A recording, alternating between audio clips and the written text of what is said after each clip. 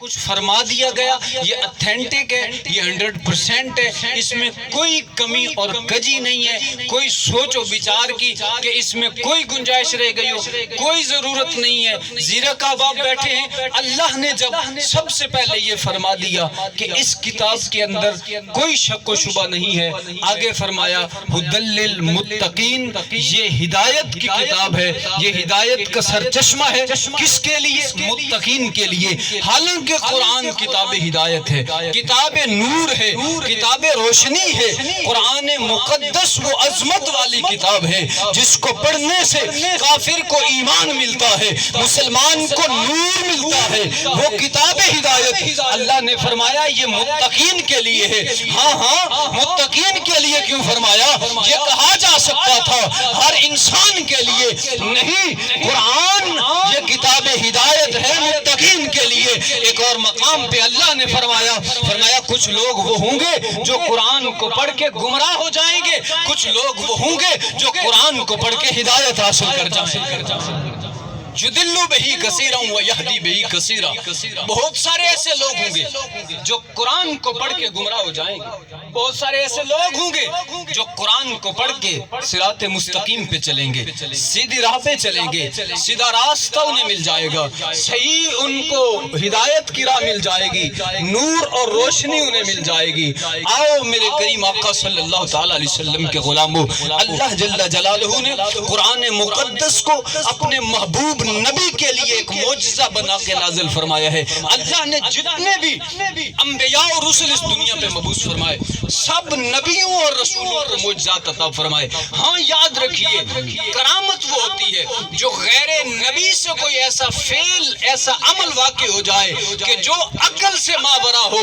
یعنی دوپہر کا وقت ہے، سورج نکلا ہوا ہے، کوئی اللہ کا نیک بندہ ہاتھ اٹھاتا ہے، مالک سورج نکلا ہوا ہے، یہاں سے بارش دے دے، بارش نازل ہو جائے، تو اس کو ایک غیر ولی کی دعا کا اثر کہا جائے گا، اسے کرامت کہا جائے گا۔ کوئی ایسا کام کہ سمندر کے اندر، دریا کے اندر کشتی ڈوب جائے، کئی سال گزر جائیں، اللہ کا بندہ ہاتھ اٹھائے، اللہ کا بندہ، وہ نبی نہ ہو نہ رسول ہو، وہ ہاتھ اٹھائے، وہ دعا کرے، کئی سالوں کے بعد کشتی پانی سے نکلے، اس میں بندے جو ڈوبے تھے وہ سارے کے سارے زندہ سلامت نکل آئے۔ یہ غیر نبی کا ایک عمل ہے، اس کو کرامت کہا جاتا ہے، اور معجزہ کہتے ہیں جو اللہ کے خاص بندے، برگزیدہ بندے، اللہ کے نبی اور رسول، ان سے ایسا فعل، ایسا عمل واقع ہو جائے جو عام آدمی کی عقل اس کو شمار نہ کر سکے، ایک عام آدمی کی عقل اسے تسلیم نہ کرتی ہو، اسے معجزہ کہتے ہیں۔ مثال کے طور پہ اللہ کے نبی صلی اللہ تعالی علیہ وسلم تشریف لے کے جا رہے تھے، کسی آدمی نے کہا وہ جو سامنے درخت کھڑا ہے اگر آ جائے وہ آپ کے پاس تو میں کلمہ پڑھ لوں گا۔ حالانکہ ایک عام آدمی کی عقل یہ تسلیم نہیں کرتی کہ کوئی درخت بھی چلتا ہوگا، مگر اللہ کے نبی نے اشارہ کیا، درخت چلتا ہوا مصطفیٰ کے قدموں میں آ گیا۔ اسے کرامت نہیں، اسے معجزہ کہتے ہیں۔ اللہ نے تمام نبیوں اور رسولوں کو بے شمار معجزات عطا فرمائے۔ کسی نبی کو اللہ نے معجزہ دیا، اگر وہ بغل میں ہاتھ ڈالتے، جب باہر نکالتے تو وہ روشن ہوتا، سورج کی طرح روشنی دیتا۔ اللہ نے کسی نبی کو معجزہ عطا کیا، اگر وہ مردے کے اوپر ہاتھ لگاتا تو وہ اللہ کے حکم سے زندہ ہو جاتا۔ اللہ نے کسی نبی کو معجزہ عطا فرمایا کہ اگر وہ کوڑھی کے اوپر، مریض کے اوپر دم کر دیتے، اللہ اسے شفا یاب فرما دیتا۔ اللہ جل جلالہ نے اپنے 1,24,000 نبی اور رسول جو دنیا میں مبعوث فرمائے، سب کو معجزات عطا فرمائے، اور معجزہ اللہ اس لیے عطا کرتا تھا کہ لوگ تسلیم کریں کہ یہ عام آدمی نہیں، یہ اللہ کا برگزیدہ بندہ ہے۔ اور ایک ولی کو اللہ کرامت اس لیے عطا کرتا ہے کہ یہ بھی بندے مان جائیں یہ کوئی عام بندہ نہیں، اللہ کا برگزیدہ اور ولی بندہ ہے۔ یا تو سمجھ کوئی نہیں آمدی پئی تے یا وہ دھوپ ڈیرے سبحان اللہ، پچھلے تو کوئی نہیں بیاتے بیٹھے۔ ایک دفعہ ہاتھ چاہ کے سارے آنکھوں نا ذرا سبحان اللہ، ماشاءاللہ، اللہ آپ کو سب کو جزائے خیر عطا فرمائے۔ اللہ نے سب نبیوں اور رسولوں کو معجزات عطا فرمائے، مگر جب باری آئی آپ کے اور میرے کریم نبی امام الانبیاء در یتیم صلی اللہ تعالی علیہ وسلم کی، تو اللہ نے تمام نبیوں اور رسولوں کے معجزات کو جمع کیا، محبوب خدا کو عطا کیے اور دنیا پہ بھیج پہ فرمایا وما ارسلناک الا رحمت للعالمین، حبیب پیارے آپ کو ہم نے تمام عالمین کے لیے رحمت بنا کے بھیجا۔ حضور نبی رحمت صلی اللہ تعالی علیہ وسلم بہت سارے معجزات لے کے آئے، جن میں ایک معجزہ قرآن بھی ہے۔ قرآن کتاب ہدایت ہے، یہ اللہ کے نبی کا عظیم معجزہ ہے، اور اس کی ایک مثال سادہ سے لفظوں میں یوں کہوں کہ آپ میں سے احباب گریجویٹ بیٹھے ہوں گے، پڑھے لکھے نوجوان مجھے نظر آ رہے ہیں جن کے چہروں سے یہ ٹپک رہا ہے کہ یہ پڑھے لکھے ہیں، یہ میری بات کی تائید کریں گے کہ ایک آدمی جو گریجویشن کر لیتا ہے، M A, M Phil, P H D کر لیتا ہے، وہ دعوے سے یہ نہیں کہہ سکتا کہ میں نے پہلی سے لے کر یہاں تک کوئی ایک کتاب بھی شروع سے آخر تک زبانی یاد کی ہے جس کے اندر ایک لائن بھی میں نے نہیں چھوڑی، کوئی دعویٰ نہیں کر سکتا۔ قرآن اللہ کے نبی کا یہ عظیم معجزہ ہے کہ چھوٹا سا بچہ ہوتا ہے، اس کے سینے میں سارے 30 پارے محفوظ ہوتے ہیں۔ یہ عظیم معجزہ ہے۔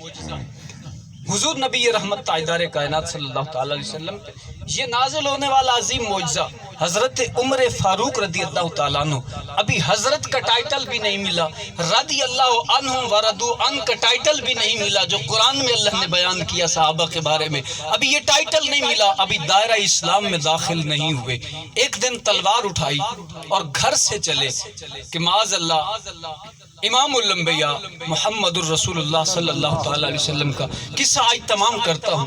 نبی کو اس دنیا سے ان کا نام مٹانے کے لیے تلوار ہاتھ میں لے کے جب نکلا، آتا ہے دیکھتا ہے حضور نبی کریم صلی اللہ تعالی علیہ وسلم قرآن کی تلاوت فرما رہے تھے، حضور نماز پڑھا رہے تھے، نماز میں حضور قرآن کی تلاوت کر رہے تھے۔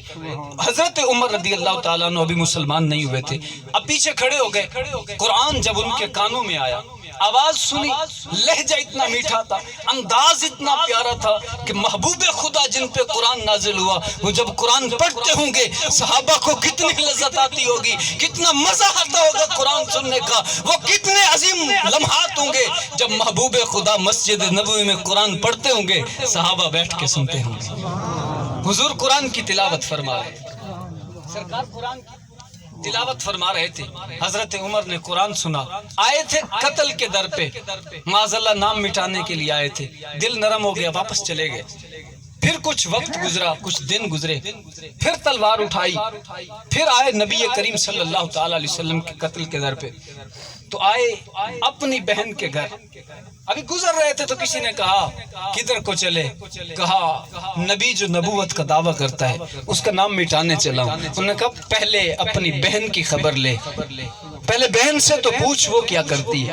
آئے وہ کلمہ پڑھ چکی تھی، محبوب خدا کی غلام بن چکی تھی، قرآن کی تلاوت کر رہی تھی، تو حضرت عمر نے جب قرآن کی آیات کی تلاوت سنی تو دل نرم ہو گیا۔ یہ قرآن کا فیضان ہے، یہ قرآن کتاب ہدایت اور کتاب نور ہے، یہ جس کے سینے پہ پہنچ جاتی ہے، جس کے کانوں میں آ جاتی ہے، اللہ اس کے دل کو نرم فرما دیتا ہے۔ حضرت عمر کے ایمان کا واقعہ یہ سنیے، سماعت کیجئے، دل کی تختی پہ لکھ کے لے جائیے۔ اللہ نے حضرت عمر کو جو ایمان کی دولت دی، دو وجہ بیان کی جاتی ہیں، ایک قرآن کا فیضان اور دوسرا مصطفیٰ نے دعا کے لیے ہاتھ اٹھائے، فرمایا یا اللہ یہ دو عمر جو ہیں ان میں سے ایک دین اسلام کو دے دے تاکہ اسلام کا علم بلند ہو جائے۔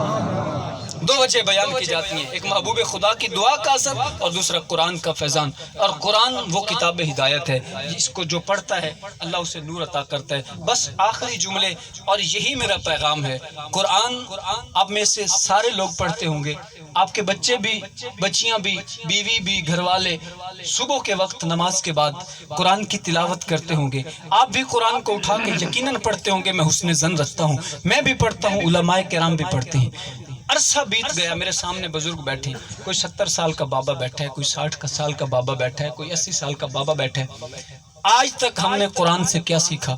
صرف یہی سیکھا کہ جب بیٹی کی شادی ہوتی ہے تو ڈولی دیتے ہوئے اوپر قرآن رکھنا ہے۔ ہم نے قرآن سے کیا سیکھا؟ بس یہی کوئی سیکھا کہ جب بھائیوں کا جھگڑا ہو جائے تو قرآن سر پہ اٹھا کے لے آنا ہے اور اس کو آ کے واسطہ دے دینا ہے۔ ہم نے قرآن سے اتنی عمر میں کیا کوئی سیکھا کہ جب جانور بیمار ہو جائے تو بس اوپر قرآن لے کے کھڑے ہو جانا ہے، نیچے سے جانور گزار دینا ہے۔ ہم نے قرآن سے کیا سیکھا؟ جب بابے کی روح اٹکی ہوتی ہے، جب وہ مرنے والا ہوتا ہے، تنگ ہوتا ہے، وہ زور لگا رہا ہوتا ہے، تڑپ رہا ہوتا ہے، تو بس حافظ قرآن کو بلانا ہے، قرآن پڑھوانا ہے۔ ہم نے قرآن سے صرف مرنا سیکھا۔ اللہ نے تو قرآن نازل کیا تھا کہ میرے بندے اس سے جینا سیکھ جائیں۔ آؤ قرآن سے جینا سیکھتے ہو تو قرآن کو ترجمے اور تفسیر سے پڑھو تاکہ مجھے اور آپ کو پتہ چل جائے میرا رب کلام کیا کر رہا ہے، فرما کیا رہا ہے۔ آئیے آج عہد کریں، میری آج کی گفتگو ساری یہی ہے کہ آج سے سارے بندے یہ وعدہ کریں، جو اردو پڑھنا جانتا ہے وہ اردو میں، جو انگلش میں پڑھ سکتا ہے وہ انگلش میں، جو جون سی زبان سمجھ سکتا ہے اس میں قرآن کی ٹرانسلیشن یعنی قرآن کا ترجمہ پڑھنا شروع کریں، اس کی تفسیر پڑھنا شروع کریں۔ پڑھیں گے نا انشاءاللہ؟ اور جو ترجمہ نہیں پڑھ سکتا وہ قرآن کو ویسے ہی تلاوت کرتا رہے۔ قرآن کو دیکھنا بھی عبادت، قرآن کو ہاتھ لگانا بھی عبادت، قرآن کا ذکر عبادت، قرآن کو سننا بھی عبادت، قرآن کو پڑھنا بھی عبادت۔ اللہ عمل کی توفیق عطا فرمائے۔ وآخر دعوانا